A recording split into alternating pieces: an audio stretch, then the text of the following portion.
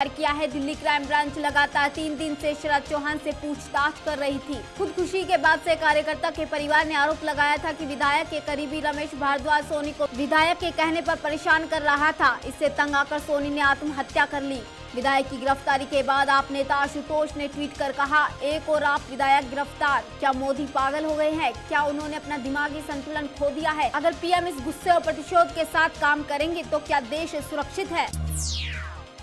कांग्रेस नेता रणदीप सुरजेवाला ने अभिनेता आमिर खान पर दिए गए बयान को लेकर रक्षा मंत्री मनोहर पर्रिकर पर हमला बोला है। पर्रिकर ने शनिवार को कहा था कि आमिर खान के देश छोड़ने वाले असहिष्णुता के बयान अहंकार से भरा बयान बताया था। सुरजेवाला ने ट्वीट किया कि मनोहर पर्रिकर से साबित होता है कि ये दलितों और अल्पसंख्यकों को दबाने की साजिश है।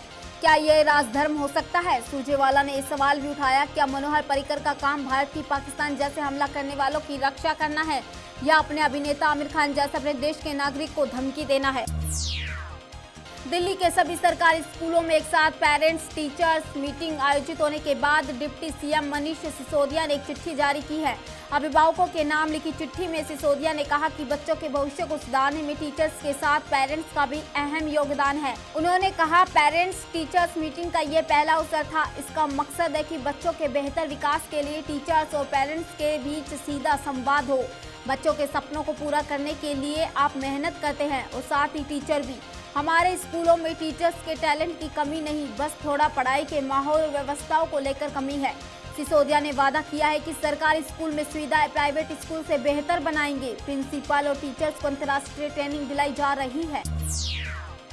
कल यानी शनिवार को दिल्ली सरकार ने स्कूलों में पीटीएम यानी पेरेंट्स टीचर मीटिंग का आयोजन किया था, लेकिन इस मीटिंग के बाद एक 13 साल की लड़की ने खुदकुशी कर ली। पश्चिम दिल्ली के ख्याला इलाके में 11 साल की बच्ची करिश्मा ने फांसी का फंदा लगाकर खुदकुशी की। घर वालों का कहना है कि स्कूल की तरफ से की गई शिकायत की जानकारी मिलने के बाद डर के मारे इसने खुदकुशी कर ली। करिश्मा पश्चिमी दिल्ली के ख्याला इलाके के स्कूल में 7वीं क्लास की छात्रा थी। घर वालों का कहना है कि पहले भी स्कूल वाले बच्ची को मारते पीटते थे, लेकिन इसकी शिकायत कभी स्कूल से नहीं की। शायद यही वजह है कि उनकी बेटी की जिंदगी पर भारी पड़ गई। भारत ने जैमका में खेल रहे दूसरे टेस्ट मैच के पहले दिन आर अश्विन की बेहतरीन गेंदबाजी और लोकेश राहुल की शानदार बल्लेबाजी के दम पर वेस्टइंडीज पर दबदबा बनाए रखा। टीम इंडिया के गेंदबाजों ने पहले दिन मेजबान टीम को पहली पारी में महज 196 रन पर समेट दिया। इसके जवाब में खेलने उतरी भारतीय टीम ने दिन का खेल खत्म होने तक पहली पारी में एक विकेट के नुकसान पर 126 रन बना लिए हैं। टीम का एकमात्र विकेट शिखर धवन के रूप में गिरा, जो कि 27 रन बनाकर चेस की गेंद पर ब्रेवो का कैच थमा बैठे। वहीं लोकेश राहुल 75, नाबाद और चेतेश्वर पुजारा 18 रन बनाकर पहले दिन का खेल खत्म होने तक पिच पर डटे हुए हैं। G20 शिखर सम्मेलन में शामिल होने के लिए सितंबर में चीन जा रहे प्रधानमंत्री नरेंद्र मोदी यहां चीनी राष्ट्रपति शी जिनपिंग और अमेरिका के राष्ट्रपति बराक ओबामा से द्विपक्षीय वार्ता कर सकते हैं। दोनों नेताओं के साथ वार्ता के दौरान पीएम मोदी एनएसजी में भारत को शामिल करने को लेकर बात हो सकती है। पीएम मोदी के रूसी राष्ट्रपति व्लादिमीर पुतिन से मिलने के भी आसार है। विदेश मंत्रालय के सूत्रों ने इसकी जानकारी दी। विदेश मंत्री सुषमा स्वराज ने शनिवार को कहा कि सऊदी अरब और कुवैत में सैकड़ों की संख्या में भारतीय बेरोजगार हो गए और विदेश राज्य मंत्री वीके सिंह इस मुद्दे को सुलझाने के लिए सऊदी अरब जाएंगे। सुषमा ने ट्वीट किया, सऊदी अरब और कुवैत में बड़ी संख्या में भारतीय अपनी नौकरियां गंवा चुके हैं। नियोक्ताओं ने वेतन नहीं दिए और अपने कारखाने बंद कर दिए। सुषमा ने ये बात एक व्यक्ति द्वारा किए गए ट्वीट के जवाब में कही है। उस व्यक्ति ने कहा कि 1000 से ज्यादा बेरोजगार भारतीय 3 दिनों से सऊदी के जेद्दा में भूखे हैं। विदेश मंत्री ने कहा, हमने सऊदी अरब स्थित भारतीय दूतावास से कहा है कि जेद्दा में भूखे भारतीयों को खाना मुहैया कराया जाए। सुषमा ने कहा, मेरे सहयोगी जनरल वीके सिंह इस तरह के सभी मामले सुलझाने के लिए सऊदी अरब पहुंच रहे हैं। सुषमा ने यह भी कहा कि कुवैत की स्थिति नियंत्रण लायक है, लेकिन सऊदी अरब की स्थिति काफी खराब है। गंगा में 4200 करोड़ रुपए की बहुप्रतीक्षित जल परिवहन परियोजना पर चीन ने अपनी अनापत्ति दे दी। वर्ल्ड बैंक की ओर से इसके लिए चीन के वित्त मंत्रालय को पत्र भेजा था। चीन के इंटरनेशनल फाइनेंशियल इंस्टीट्यूशन डिवीजन एक यंग युआनी जिए ने वर्ल्ड बैंक के कंट्री डायरेक्टर को संबोधित पत्र लिखकर योजना पर किसी प्रकार की आपत्ति न होने की बात कही है।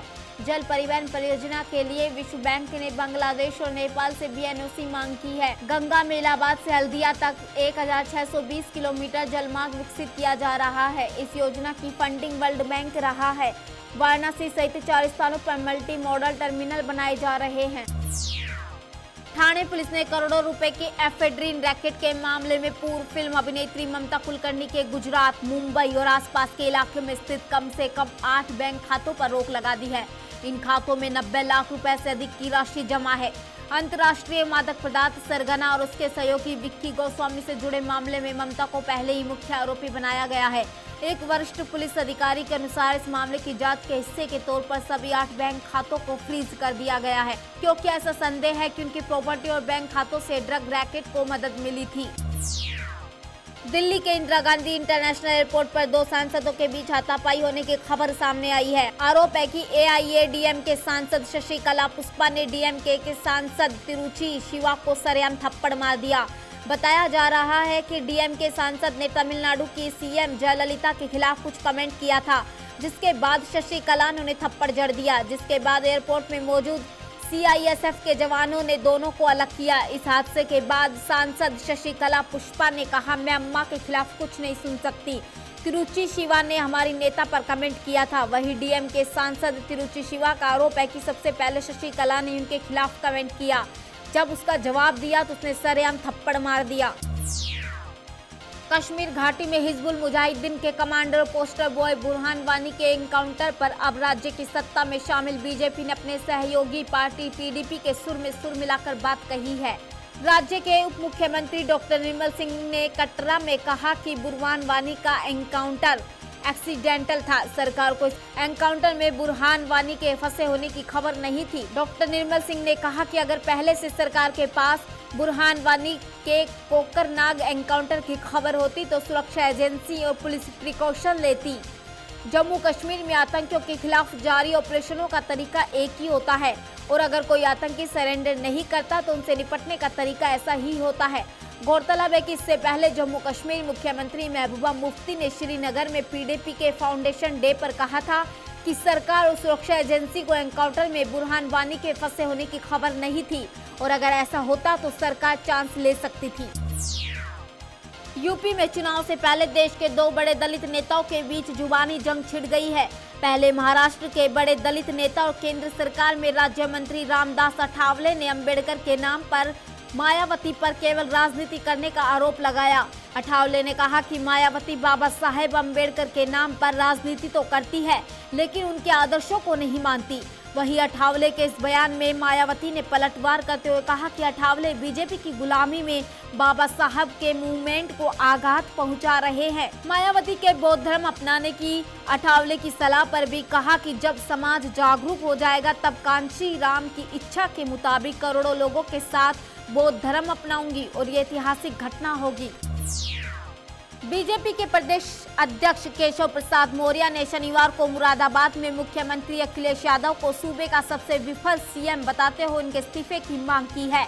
उन्होंने कहा कि आज पूरे प्रदेश में सपा नेता पब्लिक की जमीनों पर कब्जा कर रहे हैं और उन्हें मुख्यमंत्री का खुला संरक्षण हासिल है।